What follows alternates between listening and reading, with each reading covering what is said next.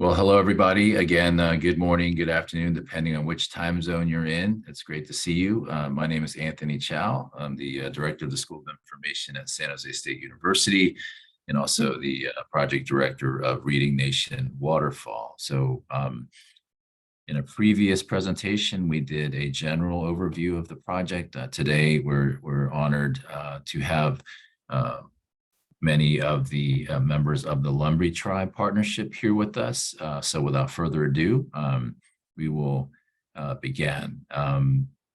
So let's start with introductions. Lynette.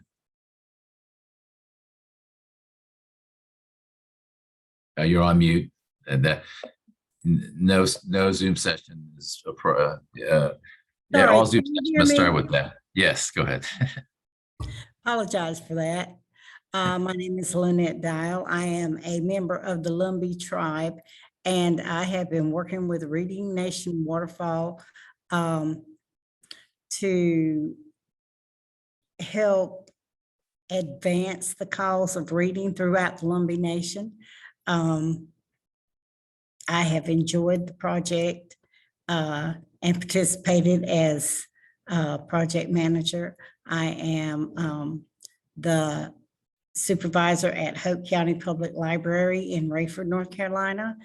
I have been involved with libraries for 23 years, and it's a wonderful project to be a part of. Thank you, Lynette. Kim? Hi, I'm Kim Sellers. I direct the graduate reading education program at UNC Pembroke, and I'm representing the Lumbee tribe liaison between the Lumbee tribe itself and the partners for Reading Nation Waterfall, and I'm happy to be part of this project. Thank you, Kim. Katie? Hey there, my name is Katie Fountain. I'm the director of the Robeson County Public Library, and we have a public library in Pembroke, North Carolina, which is the headquarters for the Lumbee. And I have been in public libraries for 15 years and delighted to be part of this project. Thank you, Katie. Good to see you. Sophia? Hi, I'm Sophia LaMonica Fernandez. I am a co-project manager of the Reading Nation Waterfall project, along with Leah and Lynette. Great. Leah? Hi, I'm Leah Choi, graduate student co-project manager on the project. Wonderful. And I hear Margie is not with us. So Margie, appreciate all of your work. And Elisa? Is she with us? Everyone. Yeah, I'm here. Hi, I'm Elisa Fernandez, and I am a graduate student assistant on the project. Good to be here. Hello, everyone. Good to see you. And for the iSchool, part of our commitment is really giving our students hands-on opportunities. And so this is a real privilege for all of us, funded by Institute of Museum of Library Services, and allowing us to work on this project and also provide a great hands-on experience for our students as well. So. Oh, also Kashina. Oh, Kashina. I apologize, Kashina. Hi, everyone. My name is Kashina Doctor. I'm Navajo, and I'm a graduate student assistant with Reading Nation Waterfall. Thank you, Kashina. Sorry about that.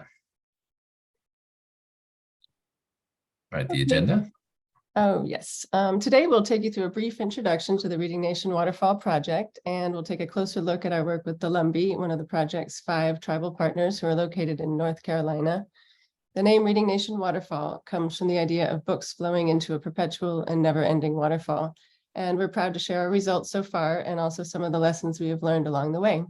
And hopefully we'll spark some ideas of how you can replicate similar projects in your communities. Thank you, Sophia.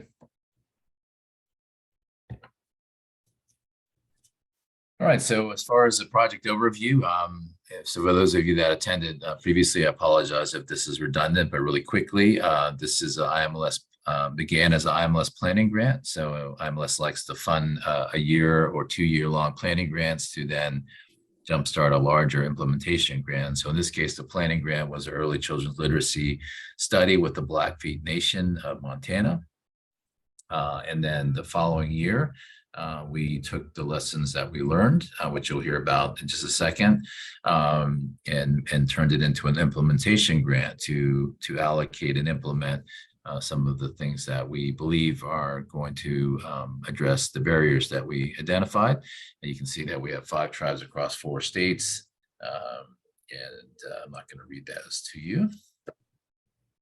We also have 2 national community organizations in Head Start and Little Free Library that have been very strong partners. Our primary focus and one of the primary findings from the planning grant was putting Little Free Libraries in strategic places with a focus on children from 0 to 10. And so some of the challenges that we found were access and cost of books. And so we used the Little Free Library boxes as a way to offset those. We called the 3 legs of the stool. So in order to do that, we placed Little Free Library boxes in front of Head Start, the school library, and also the public or tribal library to make these new books convenient for children and families. And as of June 2023, we have 5,375 books disseminated. Obviously, we would like more. And I'm happy to say that we should be disseminating a lot more within the next month. Sheena? Yeah, so this is a little slide of the Lumbee homelands, which you can see is located on the east coast of what is now referred to as the United States. The highlighted section in green shows the Lumbee's traditional territories, which covers most of what is now referred to as North Carolina. Next slide. And this is a map of the state of North Carolina. What you see in the turquoise there are the lands of the Lumbee, which includes Hoke, Robeson, and Scotland County. Great. I really like the map too, Sheena. Mhm. So Leah? this map shows our 3 Lumbee partners. From the top, it's Pembroke Head Start, Pembroke Elementary School, Pembroke Boys and Girls Club, and Robeson County Library. And there are 3 Little Free Library boxes in front of each of the Pembroke partner locations. Thank you, Leah. All right, so the literature. So the planning grant and this grant is based off the Hernandez Casey foundational study. Okay, Casey Foundation study, which basically was the study that established that 3rd grade threshold, where if children aren't grade equivalent, that it's very difficult to catch up in further grades. There also was a national Indian educational study of 4th and 8th graders, and some of the findings there also have impacted how we are implementing this grant. One of those is that a love of reading really begins with selection of materials and reading about oneself. Again, those are 2 primary variables that we have implemented in this grant.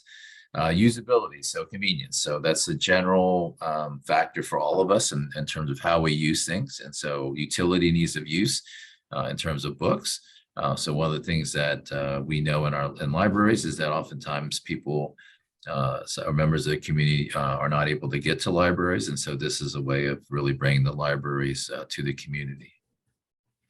And as far as the gap, so in that planning grant, or even prior to the planning grant, we identified a growing gap between the nation's 4th graders and American Indian and Alaska Native 4th graders. And so you can see from 2000 to 2019, that gap that was 16 points. Effective 2019. And so that is a statistically significant gap. And so that really was the primary data point that led to this project. All right, Leah. So there are 4 specific goals that the project is helping to achieve. And the first is to increase access to literacy for children and families. We're achieving this in several ways, including the building of little free libraries in key locations with our partner communities and filling them with books curated by librarians, creating fun ways for children to engage with reading by holding parties or finishing reading logs, and by giving children take-home library boxes filled with books to start home collections. Secondly, we aim to increase the use and relevance of libraries through grant funding, going towards library program that connects with the tribal populations, developed in collaboration with the communities and their libraries. And through the partnerships the libraries are building with the Head Starts in elementary schools. And thirdly, we want to increase reading at home by providing age-appropriate and culturally relevant books in the little free libraries for children to choose and take home to keep or share. Our librarian-led reading programs also encourage reading at home with parents and caregivers to help foster a love of reading together within families. And all of these initiatives have been developed with tribal leadership, our partners and librarians, with insights gleaned from community focus groups and surveys, and carried out by public school and community librarians and the Head Start programs. Thank you, Leah. So methodology. So one of the things that we wanted to make sure we did with each tribe, and really if all libraries should do this, is of course work with the community to understand what their priorities are. And so we have conducted community assessments in each of the 5 tribal partners. And we really start with identifying the priority needs of the individuals and community first. And then we move towards the relevance of libraries. So as many of you know, libraries are clearly emerging with the times. And there are many things that libraries can do now that many people are not aware of. We also did site visits and web-based surveys of the community and parents. So that really establishes both the qualitative and quantitative data collection, which basically means talking to people and also surveying people on what's important to them.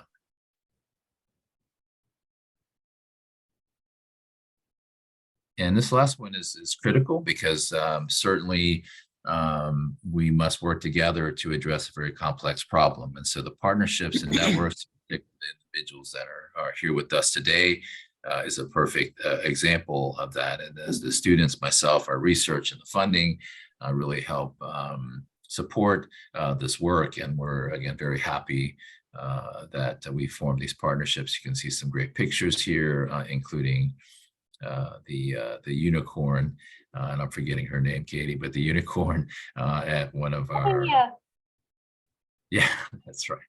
And that is our illustrious library director in the uniform as well, unicorn as well. All right, so as far as kind of the concept of the waterfall, so we'll start with running Eagle Falls. So that was a picture that I had the privilege of taking in person with the tribal librarian of the Blackfeet. And that's a confluence of 3 rivers that come together to form that one waterfall. And I think it's very symbolic of what we are trying to accomplish. So we call them book ecosystems. So really using, working with the 3 partners and using that network, leveraging that network. And we hope to, again, build book ecosystems where we serve as a catalyst to get that book circulation going between the 3 little free library boxes, and also bringing those community members to the libraries themselves. And so that's just a good diagram as far as the partners, school library, tribal public library, and Head Start, really covering that at age of 0 to 10, and putting little free libraries that then are stocked through the grant and through the library partnerships for children and families. And then community and that local, state, national partnerships. So particularly the Kiwanis and the Rotary, but the Kiwanis in particular have really joined us and have contributed to the support of some of the little free library boxes. All right, and a little bit about little free libraries. So the Little Free Library Program is a strategic partner with Reading Nation Waterfall and are providing 3 Little Free libraries for each partner tribe. The Lumbee currently have 3 Little Free libraries at Pembroke Head Start, Pembroke Elementary School, and the Pembroke Boys and Girls Club. Additionally, in 2022, the Little Free Library started the Indigenous Library Program, which sprang from the Native Library Initiative. The Indigenous Library Program provides no-cost book sharing boxes on tribal lands and Indigenous communities in what is now referred to as the US and Canada. Thank you, Kashina. All right, so a quick few findings, and then we'll get to our Lumbee partners. So first is, how can libraries best serve tribal communities? And I would like to invite certainly our partners into this conversation as well. But first of all, it's constant dialogue. So again, it's a false assumption to assume that everybody in any particular community is working together or in close contact with one another. And so the dialogue and understanding what the unique needs of the community are, and really understanding how to provide services and materials from that lived experience and cultural lens is very important. We call it community-centered design, so outside, inside, and staffing. So we think about serving the community, and we think about usability. Of course, the interaction with any member of the community starts outside with the building, the parking lot, the design, the artwork, and then of course inside as well as staffing that look like the community or reflect the community. Advocacy and leadership in your communities, and so one of the reasons why IMLS funded this project is because this really reflects libraries as anchors.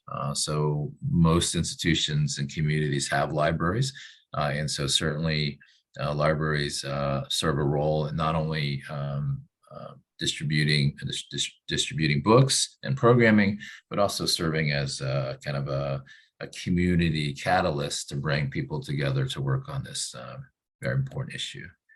And that's really these literacy networks. It's really libraries themselves can't do it on their own. Little Free Library as its own organization can't do it on their own. It's really critical that they combine together to form these book ecosystems and these literacy networks. And the result really is this cacophony of support for children and families, books, programming, resources, and services that are relevant to the community is really what ends up happening if this works.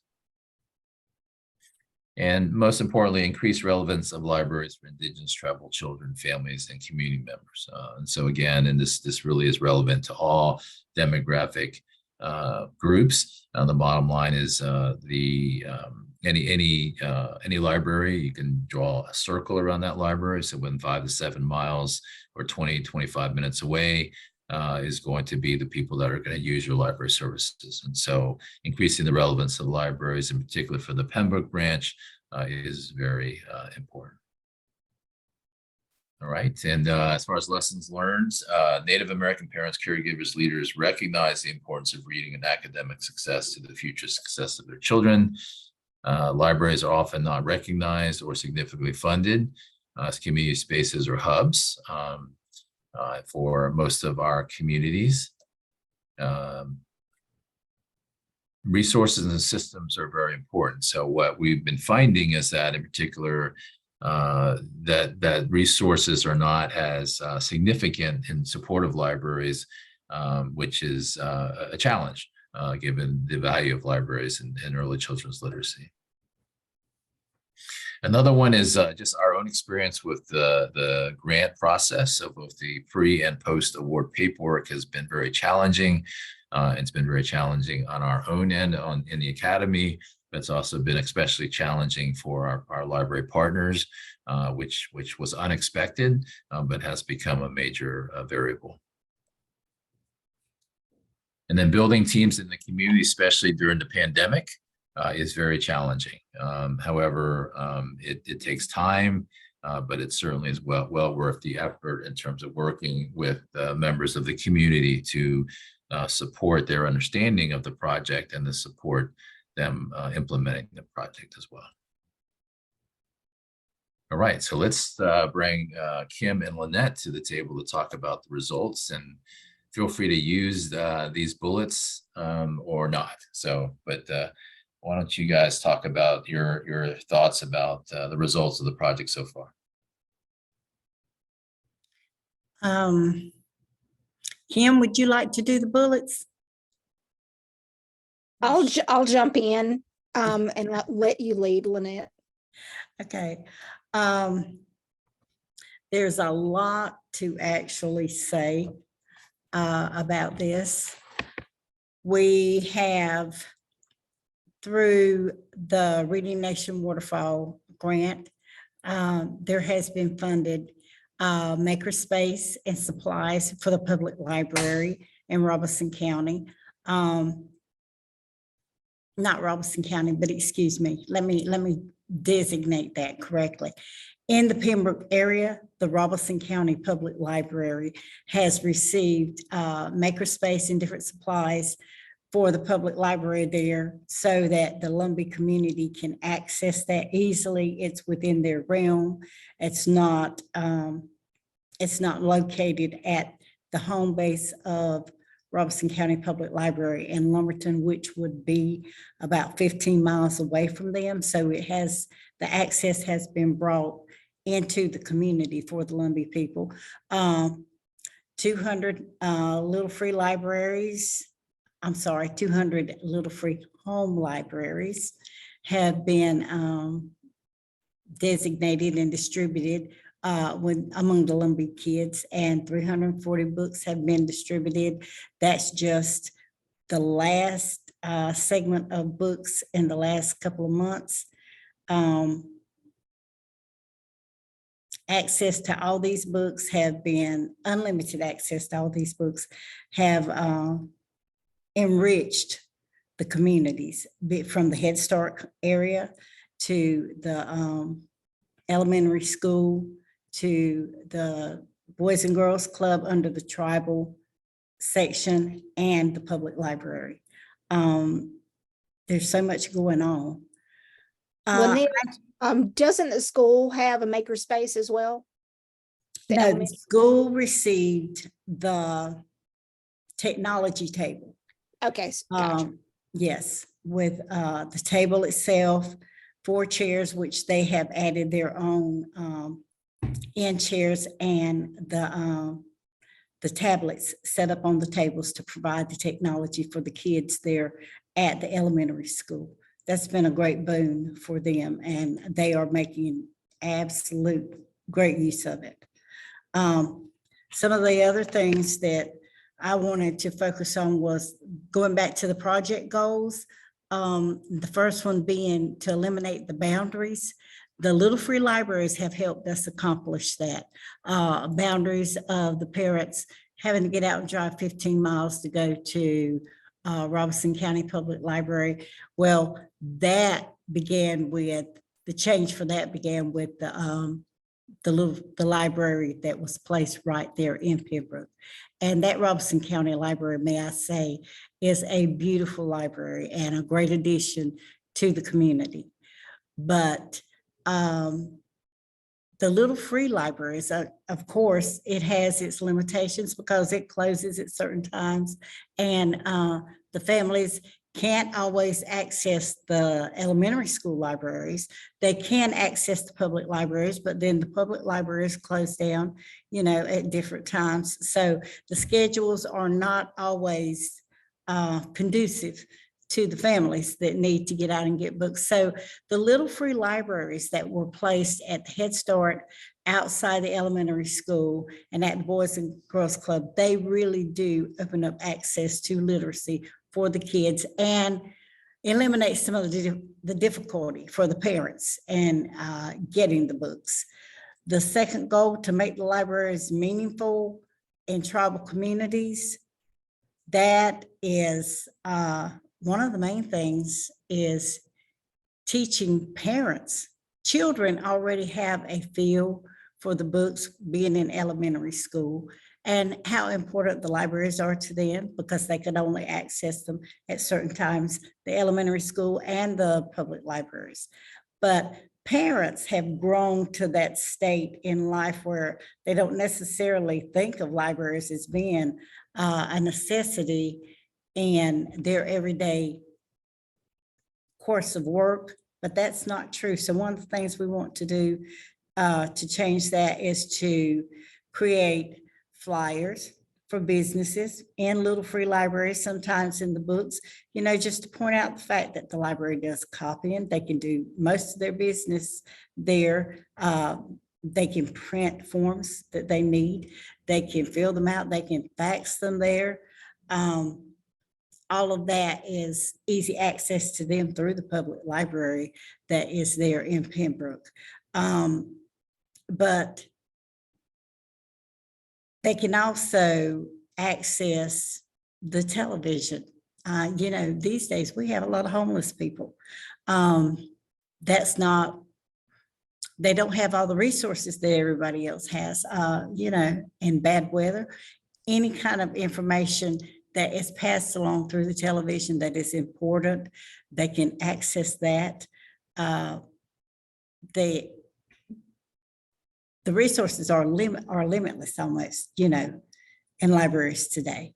And that's what we're trying to do, is make our communities aware that the libraries, every one of them, the public library, the little free library at the tribe with the Boys and Girls Club, everywhere that they can access these resources and this information. It makes it more important, makes libraries become more important to their daily lives. The third goal is to increase reading at home. We've had the opportunity to do that with a strategy that we developed from Reading Nation Waterfall. With everybody's work and input, we came up with a reading challenge list to send home with the kids. The goal would be that they would read 20 books a month, and the parents would be involved, or a caregiver or family member would be involved, and they would help sign off on the information. If they read their 20 books, then they were invited to a pizza party at the end of the month at school with the librarian helping. And may I say that Miss Anna, the librarian from Pembroke Elementary School, has been a wonderful, wonderful help to me. She has also been one of the people, along with Katie, who has curated the books that have gone into the little free libraries. So they have put a great amount of their personal effort into helping with this project and making it successful.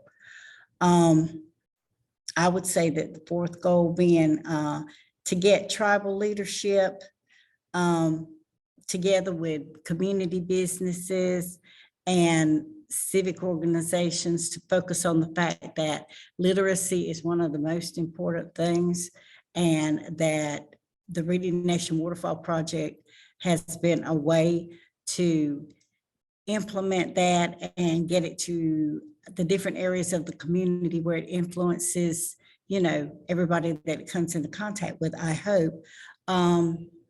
We've had the tribal leadership in meetings with the Head Start Elementary School, public library leaders, some of the business leaders, and we have started an initiative with Miss Katie, who has talked with some of the local businesses about opening up little free library sections in their businesses so that the children can access them as well. And she has curated and supplied the books for those. That's also happening in beauty shops. It's impressive to walk in there and see a corner set up with the books so that the kids can access that while the parents are, you know, getting the services. All of these have combined to help with the goal of creating a mindset for literacy with your children and making it an entire tribal goal. Combining the businesses, the mindset of the businesses, kicking in to help support it, the tribal leadership kicking in to help support it. It is a mindset you have to introduce and get everybody to buy into. It's an empty bubble that begins, and you have to put the legwork in to make it work. And to sort of dovetail and bring you to the next bullets, what we've asked for, we're already getting action on. Katie has already put in plans for more Indigenous books by Indigenous authors into the library circulation. There's plans there. And you may look at the numbers that have been disseminated and think, well, that's not much. We already have plans dedicated to purchase more books and place in the hands of kids. Katie already has a book giveaway that's planned. We've got another one that we're going to plan later on whenever kids start back to school. And with our session in Robeson County, kids start back towards the end of August. So we'll be able to have another fair to make sure we get more books in the hands of kids. Great. And Katie, would you like to speak to this? Sure. Lynette and Kim, thank you all so much for the things you said and for being such wonderful partners on this. I'll just reiterate that, our Pembroke branch is seeing a lot of attention because of this grant. And as Lynette just mentioned, we've got some new literacy centers in businesses, and that was actually a grant that I wrote because of the mindset you're talking about, that mindset of looking for ways to expand resources to Native families. That was from the local Robeson County Community Foundation. They have a fund that is specific for Native American education initiatives.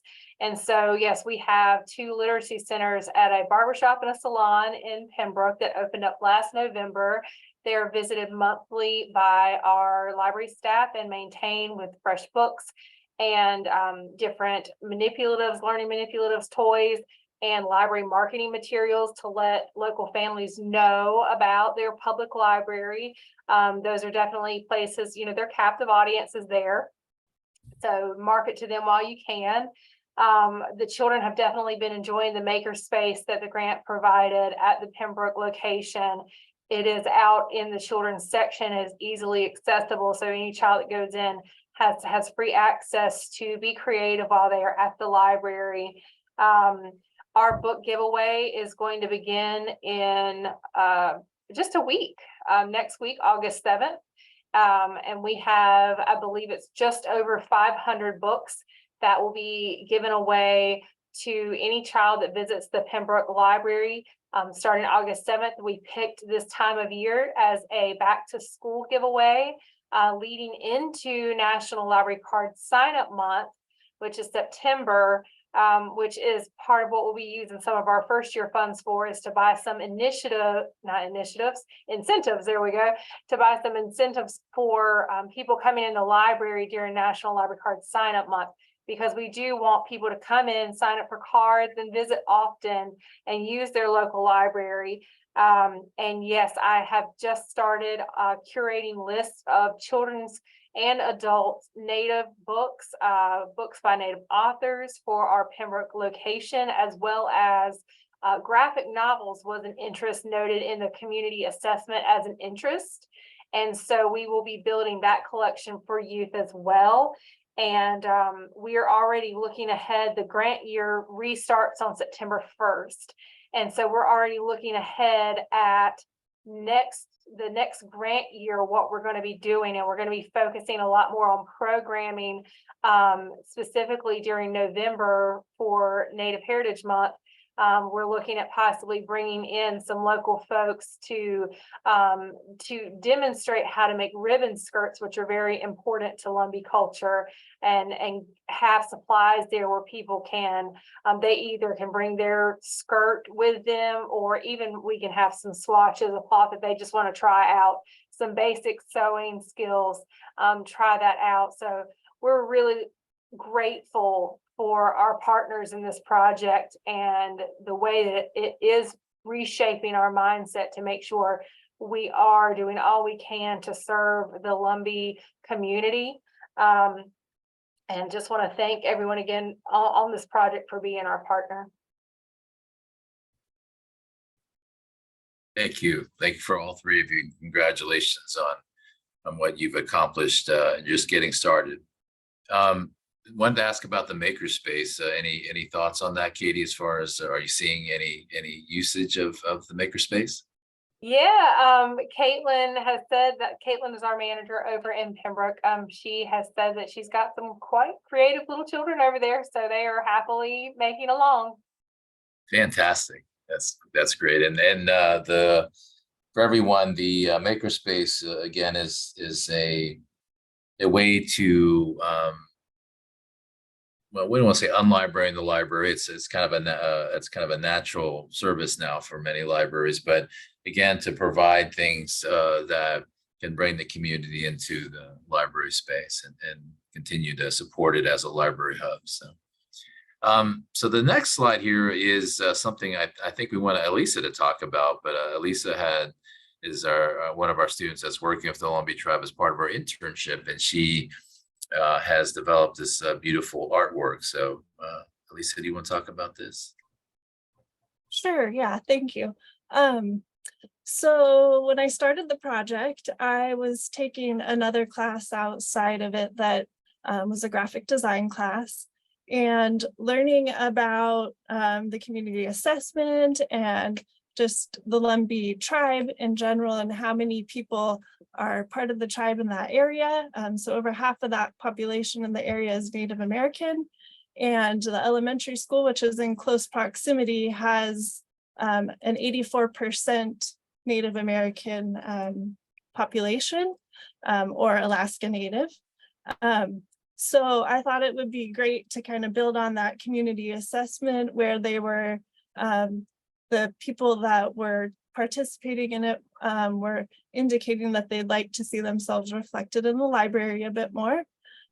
So working on that, I thought this might be a great idea. And I know Katie is working to build the collection and the programming, and I thought that the poster would be a great way to also represent the people. And I know that I think when they see that they'll be happy to, use the library and feel a little bit of ownership there and see themselves in the library a bit more. So this is what I created, and I was happy to have input from Lynette and other people on my team.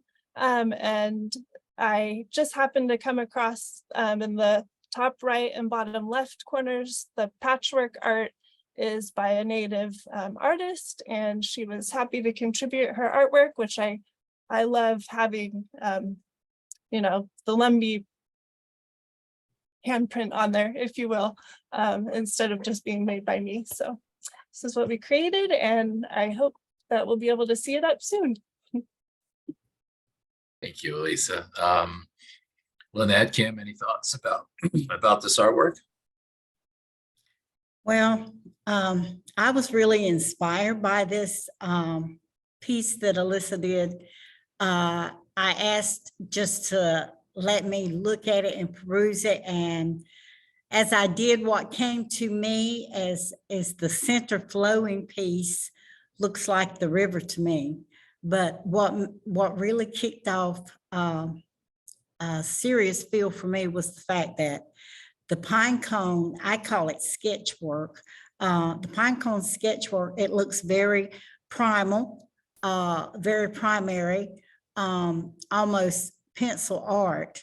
So I get the impression of the pine cone is very important, let me say, in Lumbee culture, because it's used for medicines. The pine is everywhere in Lumbee culture. The nettles are used for medicines. There's hardly any of it that is wasted, as is true of the traditional culture we have. Everything in our culture was put to use. Very little was ever wasted, but the pine cone is just a very important piece.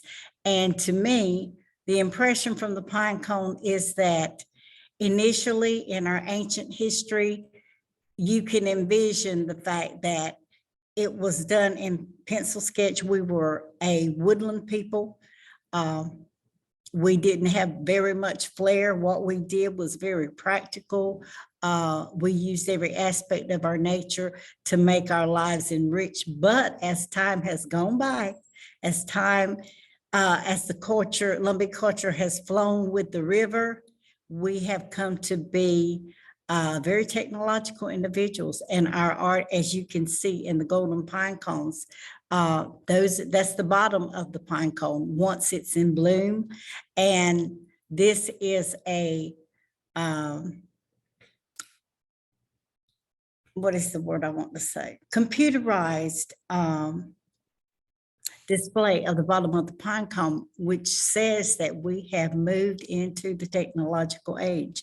So we have progressed, and our history has flown through the river time and time again. But I think it's a very beautiful concept for the Lumbee to look at and see that this is where we came from. Pine country, woodland people, very primary in the beginning, but now we have an advanced culture, but we still appreciate everything in our nature around us. Now, Well the said. artist here is Jessica Clark. She's a prominent artist in our community. And to me, the incorporation of her work and having it in a prominent space, in a public space as the library, to me, it just reaffirms that the Robeson County Public Library's commitment that, you know, it's not just our community is for certain individuals, it's for everyone, and you're included and you're affirmed. And to me, that's what members of our community need more of, to speak to them and say, you belong in these spaces, and this is a welcome, and to let them know you belong here, we affirm who you are. And to me, I can easily see this being utilized not only in Robeson County libraries, but also in Hoke and in Cumberland and Scotland areas where we also have members of the Lumbee community. So to me, this is a good way to sort of like foster that kind of growth that we want to have from this grant to other parts of the Lumbee community that is, you know, outside of the footprint of Robeson County. Thank you, Kim. And the designer in me has to compliment at least two for using the colors of the Lumbee tribe in the design. So basically taking the logo in the formal seal and using the colors in the poster too. So it's very, very nice effect. All right, and lessons learned. So we also have a series of bullets here. And if you want to speak to that, and so you don't have to be too candid, but lessons learned about reading Nation Waterfall and the impact. And Lynette, Katie, and Kim, feel free to use these bullets or to just kind of speak, from the heart in terms of lessons learned so far. Well, I would like to speak to the first bullet, because one of the things that I have noticed working with this project is the interest that came from without the tribe in reference to the literacy needs. That particular interest, it provoked and aroused more interest within the tribe. The tribe has come alive and really focused on literacy because of this project. And I appreciate the interest from outside that has brought this about through reading Nation Waterfall. Thank you, Lynette. That's how we become friends and fellow troublemakers, right? Yeah. And we do. But that's very interesting, because you do have to kick up some interest. People are people, and time goes on, and we can get sedate and comfortable in our everyday lives. And then somebody will stir the pot and arouse interest. And then all of a sudden there's an entire project going on, and different parts of the community are becoming interested and involved with it. And that's a wonderful way to stir things up. Nice, love that. The fact that when we had interest without and the connection with the Lumbee tribe, it seems that we will have a commitment from tribal leadership to continue this work. And that's what we were hoping that would happen, is to have that. I know with the communication with Katie, it sounds like that's going to happen as a natural flow of this as well. And it seems like from the programming that Katie has planned that we will have a community hub and have a better interconnection with the community. And that's a wonderful natural growth from this project. I will say that very interestingly, I don't know if Katie will love this aspect of it, but once you do grow, as Dr. Chow often says, the mindset of unlibrarying the library, once you get it into the community and the community starts to find that the library can be so useful for so many things. I find it really interesting in my mind sometimes when I compare the fact that when I first started in the library, the local businessmen, just to get a break, would come into the library and sit down and read the newspaper for some quiet time. Well, now they don't do that. They come in to watch the news and figure out what's going on. And it's very fascinating to me how many members of the community come in. I've had the transit people stop by to check when the weather is bad and they need to check on, okay, is this weather going to continue to be bad while we're out here driving? It's fascinating to me just how important a place the library can become once people realize that there is so much more to libraries than books.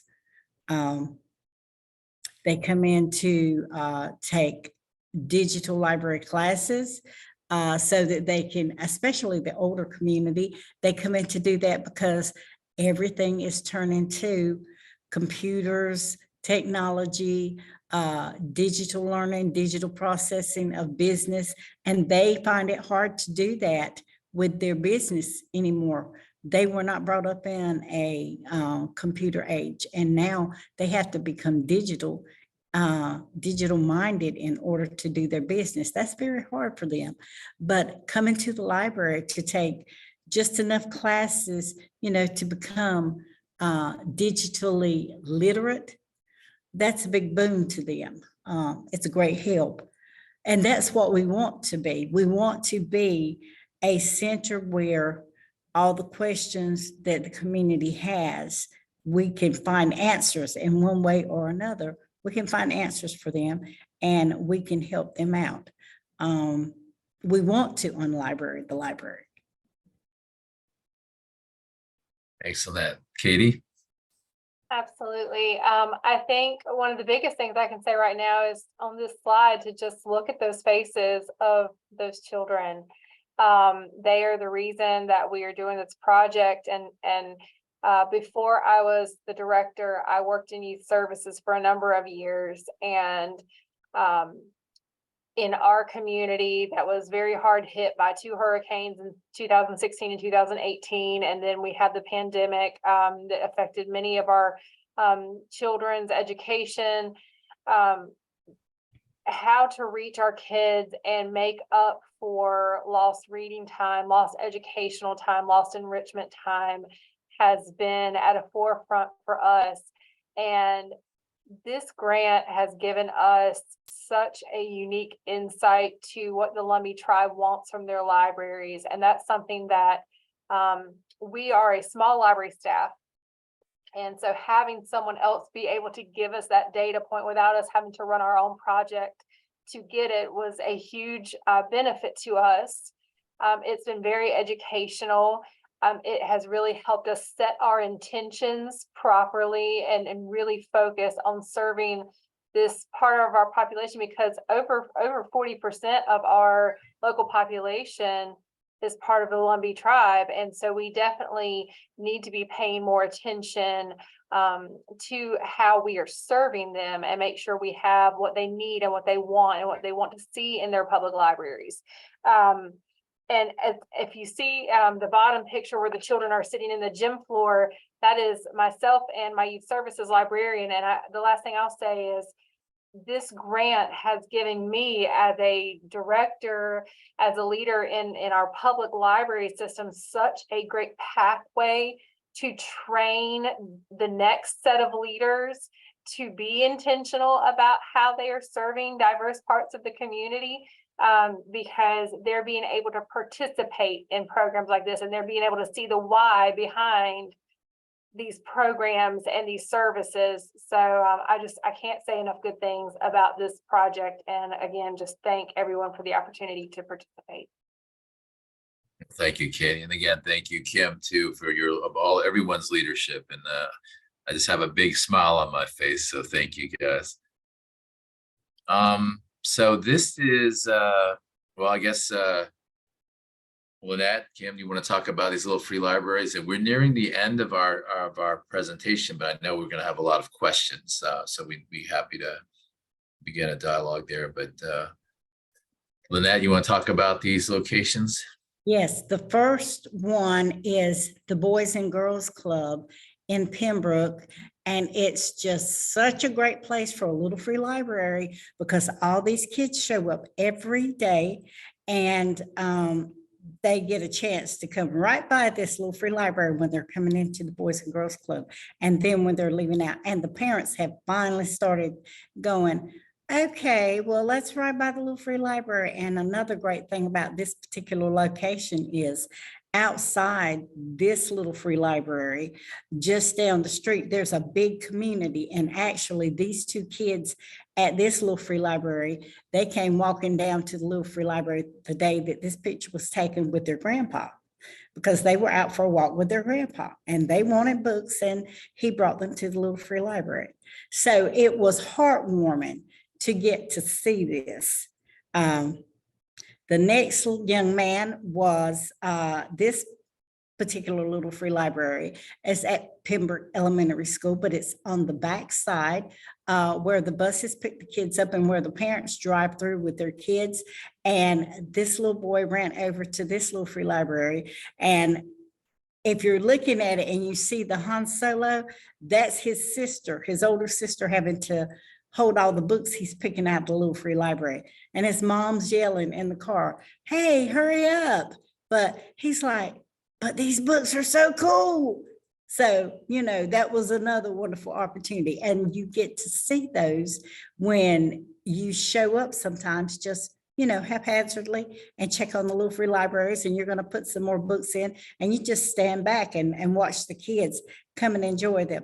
The third photo is at the Head Start, and the kids were coming in from the playground, and they got to sit there under the shelter and look at the books while, you know, the teachers were getting the other group ahead of them in order. They just went into the little free library and started having a good time, talking back and forth and exchanging books. It's just a wonderful thing to get to see how these children love the little free library and how they love picking out what belongs to them with nobody to give them instructions. Just they get to choose. And when a child chooses of its own free will, he will read, attempt to read, or push an adult around him to help him read.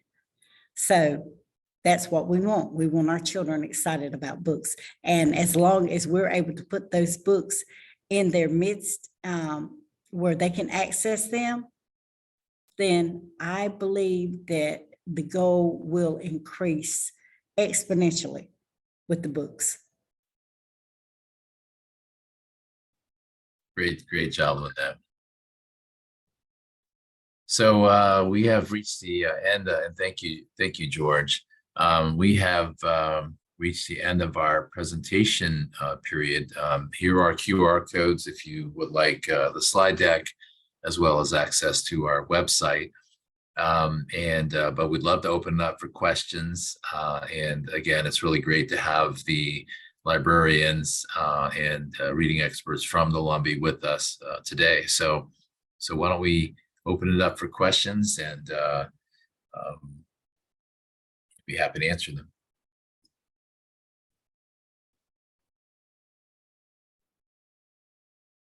You can Hi, raise your this hand is- or put it in the chat. Go ahead, sorry.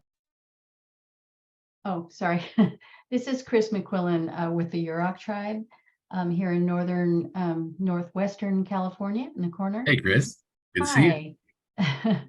I was just wondering, with the, excuse me, the Little Free Libraries, has anybody had any issues in the winter time with water damage, the door getting left open in the rain or anything like that? I'm just thinking about, preparations for these type things. Yeah, Actually, can I answer that? please go ahead. Actually, one of the Little Free Libraries did have some issue. And I think when you're putting them together, the issue, we looked at all the other ones once we had that particular issue. You have to make certain that when you're putting the door on, that the door comes just above the closing. If it's right equal to it, it provides access for water. But if it's pushed up a little and there is enough room on the bottom of the door to do that, if you add maybe a half an inch and push it up and then mount it, you don't have that problem.